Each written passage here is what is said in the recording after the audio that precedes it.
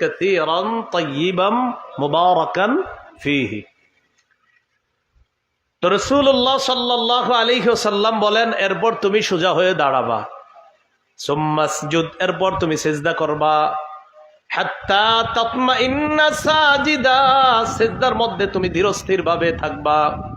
সুবহানা রাব্বিয়াল আ'লা, সুবহানা রাব্বিয়াল আ'লা, সুবহানা রাব্বিয়াল আ'লা, তিনবার পড়তে পারেন কমপক্ষে। পড়ার পর এরপর মাথা উঠিয়ে দুই সিজদার মাঝখানে বসা। এখানে অনেকে এমন করে দুই সিজদার মাঝখানে বাঁকা হয়ে থাকে, হুজুর দ্বিতীয় সিজদাটা তাড়াতাড়ি দেন, এভাবে বাঁকা হয়ে থাকে। ক্ষেত্র বিশেষ এতটাই বাঁকা হয়ে থাকে যে দুই সেজদা মিলে সেজদা হয় একটা। ক্ষেত্র বিশেষ এতটা বাঁকা থাকে, এক সেজদা থেকে উইঠা এতটাই বাঁকা থাকে যে দুই সেজদা দেওয়ার পরেও তার সেজদা হবে কয়টা? তো নামাজের ফরজ প্রতি রাকাতে সেজদা কয়টা? তো আপনার তো একটা হলো সেজদা। এই ভুল করবেন না, দুই সেজদার মাঝখানে বসবেন, বসার পর পড়বেন, পড়েন আল্লাহুম্মা গফিরলি, এতটুকু পারবেন নি? তাহলে আরেকটু বাড়ায় বলি, বলেন ওয়ারহামনি। তাহলে শুধু দুইটা পড়েন, আল্লাহুম্মা গফিরলি ওয়ারহামনি, এই দুইটা আপনি পড়বেন। আরেকটু বেশি আছে, যদি আপনারা পারেন তো ভালো, আল্লাহুম্মা গফিরলি ওয়ারহামনি ওয়াজবুরনি ওয়ারফা'নি ওয়াহদিনি ওয়াআফিনি ওয়ারজুকনি, এই হলো লম্বা দোয়া। আপনার আল্লাহর হচ্ছে এতগুলা দরকার নাই, আপনি ওটুকুই পড়েন আল্লাহুম্মা গফিরলি। যদি মনে থাকে আরেকটু বাড়ান ওয়ারহামনি, এটা পড়ার পর এরপর দ্বিতীয় সেজদায় যাবেন, ধীরস্থির ভাবে সেজদা করা। নবীজি ওই ব্যক্তিকে বললেন, এই হলো তোমার এক রাকাত। সুবহানাল্লাহ। এইভাবে যদি তুমি তোমার বাকি সালাতগুলো আদায় করো, 2 রাকাত ওয়ালা নামাজ হলে 2 রাকাত, 3 রাকাত ওয়ালা নামাজ হলে 3 রাকাত, 4 রাকাত হলে 4 রাকাত, আমি যেইভাবে শিখিয়ে দিলাম এইভাবে যদি তুমি সালাত আদায় করতে পারো, রুকু ধীরস্থির ভাবে আদায় করা, সেজদা ধীরস্থির ভাবে আদায় করা, এই রুকু সেজদাগুলা সুন্দরভাবে আদায় করতে যদি পারো, এটা হবে তোমার নামাজ। আগের গুলা তোমার নামাজ না, এটা তোমার নামাজ হবে, এটা তোমার নামাজ। কয়বার নামাজ পড়ছিল নি? 3 বার। 3 বারই নবী বললেন, তুমি নামাজ পড়ো নাই, তুমি নামাজ পড়ো নাই, তুমি নামাজ পড়ো নাই। আমি নবী তোমাকে যেটা শিখিয়ে দিলাম এটা হলো নামাজ। এইভাবে পড়লে আল্লাহর কাছে তোমার নামাজটা পৌঁছে যাবে। প্রিয় ভাইয়েরা, মনে থাকবে ইনশাআল্লাহ। তাহলে নামাজ কায়েম দ্বারা দ্বিতীয় কি উদ্দেশ্য হলো? রুকু সেজদাগুলা ধীরস্থির ভাবে আদায় করা। 7 অঙ্গের উপর সেজদা দেওয়া। কয় অঙ্গে সেজদা দেওয়া? 7 অঙ্গে। সহিহ বুখারীর 809 এবং 812 নম্বর হাদিস, এই 2 হাদিস মিলিয়ে একটি হাদিস বলি। উমিরান নবী সাল্লাল্লাহু আলাইহি ওয়াসাল্লাম আইয়াসজুদা আলা 7 আ'যা। নবীজি সাল্লাল্লাহু আলাইহি ওয়াসাল্লামকে 7 অঙ্গের উপর সেজদা দিতে বলা হয়েছে, আদেশ করা হয়েছে। 1 নাম্বার আলাল জাবহা, কপালের উপর, কপালে। হাত দ্বারা আল্লাহ নবী ইঙ্গিত করে বললেন, আশারা বিয়াদাইহি আলা আনফিহি। নবী হাত দ্বারা ইঙ্গিত করে বললেন, শোনো, কপাল দ্বারা উদ্দেশ্য নাক, কপাল দ্বারা উদ্দেশ্য নাক, এই কপাল থেকে নাক এক অঙ্গ। নবী বললেন কপাল দ্বারা নাক। আশারা বিয়াদিহি আলা আনফিহি, নবী ইশারায় বললেন, শোনো শোনো, নাক নাক। তাহলে কপাল নাক মিলে হলো একটা। ওয়াল ইয়াদাইন, 2 হাত, 2 আর 1 হলো 3। ওয়ার রুকবাতাইন, 2 হাঁটুর উপর, এ হলো 5টা। ওয়া আতরাফি কদামাই, 2 পায়ের আঙ্গুলির উপর, এই হলো 7 অঙ্গের উপর সেজদা দেওয়া।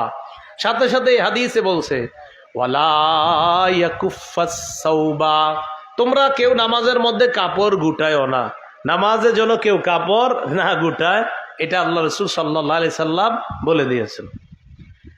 তাহলে এই 7 অঙ্গের উপর সেজদা দেওয়া, এই হলো নামাজ কায়েম করা।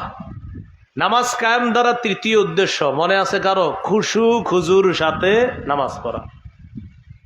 আমার সাথে বলেন, বলেন খুশু এর সম্পর্ক কলবের সাথে, খুজু এর সম্পর্ক অঙ্গ প্রত্যঙ্গের সাথে। কলব আল্লাহমুখী করে নামাজ পড়লে এটা হবে খুশুওয়ালা নামাজ।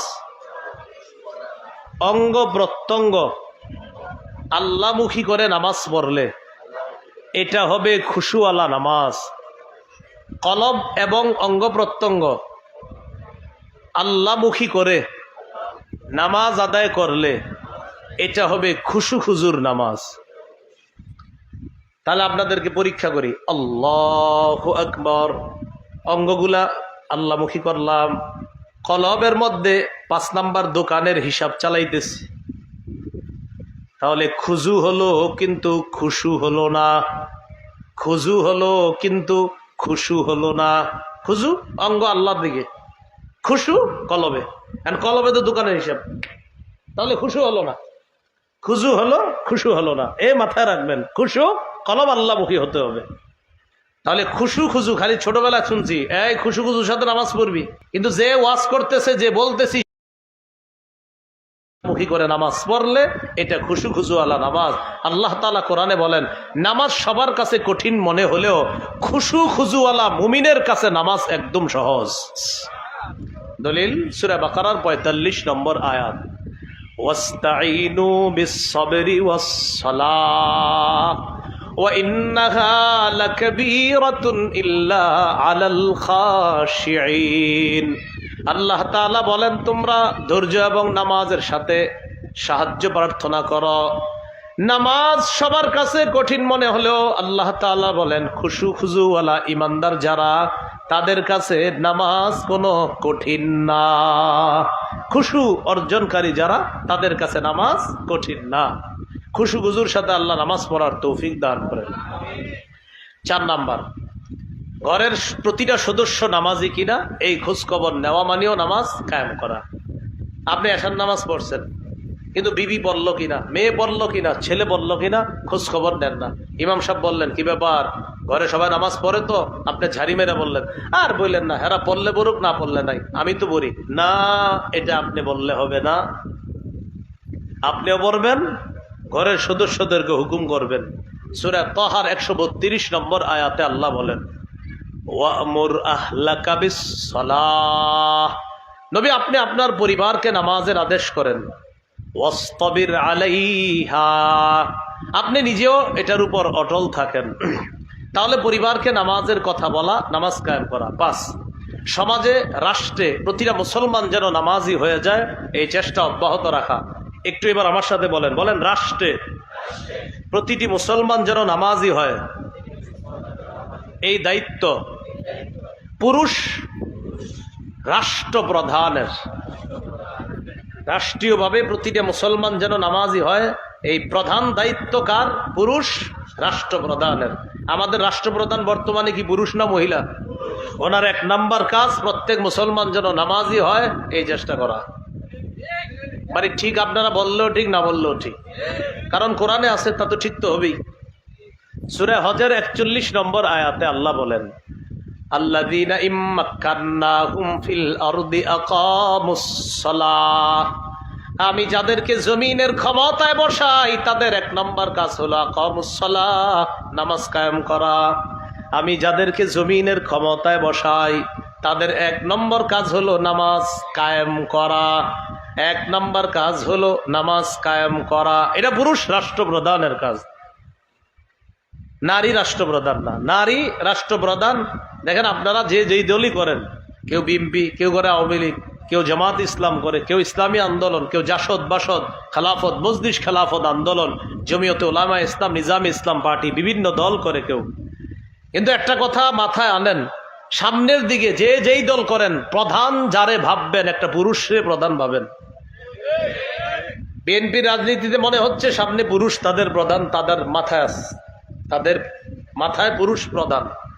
এখানে আমার আওয়াজ যারা শুনছেন, আপনারা অনেকে আওয়ামী লীগ পছন্দ করতে পারেন, থাকতে পারেন, আপনারাও ভবিষ্যতে প্রধান কোনো পুরুষকে ভাবতে শুরু করেন। কেন?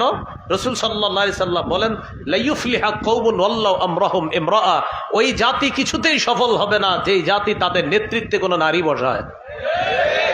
এই জন্য যে যেই দলে আছেন পুরুষ ভাবেন। আর ইসলামী দলগুলা মাশাআল্লাহ, এদের কোনো নারী নাই, সবাই পুরুষ। জাতীয় পার্টি দুই দল, এক দল পুরুষ আছে আর এক দল আছে নারী। আমরা দোয়া করি ওরাও পুরুষ বানায় দেখ প্রধান। তাহলে পুরুষ রাষ্ট্রপ্রধানের 1 নাম্বার কাজ নামাজ কায়েম করা, 2 নাম্বার ও আতাউ যাকাত, যাকাত প্রতিষ্ঠিত করা। পুরুষ রাষ্ট্রপ্রধান যদি রাষ্ট্রীয়ভাবে যাকাত প্রতিষ্ঠিত করে, সুদ নামক ভয়ঙ্কর অপরাধ রাষ্ট্র থেকে বিদায় নিবে। 3 নাম্বার আমারু বিল মারুফ, সৎ কাজের আদেশ করবে। 4 নাম্বার অনাহাও আনিল মুনকার, অসৎ কাজ থেকে নিষেধ করবে।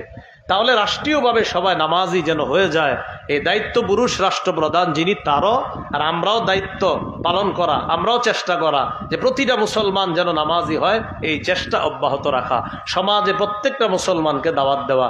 দেখেন আপনারা যারা মসজিদে আসেন, একজনকে তো অন্তত বলতে পারেন ভাই মসজিদে চলেন, ও আসুক না আসুক বলতে তো পারেন। আপনি যে বললেন, বলার কারণে তো সওয়াব একটা পেয়ে গেছেন, না আসলেও পাবেন সওয়াব।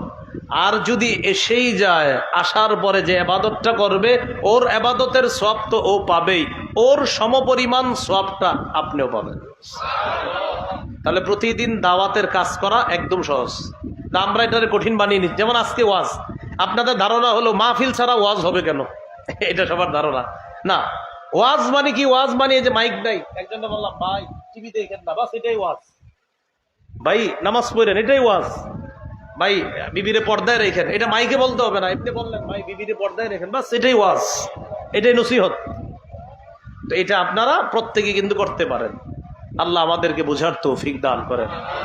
যে কথাগুলা বললাম শুনলাম, নামাজ কায়েম করা, এই কায়েমটা ভালোভাবে বুঝে শুনে আমরা সবাই যেন আমল করতে পারি, আল্লাহ তৌফিক দান করেন। সুবহান।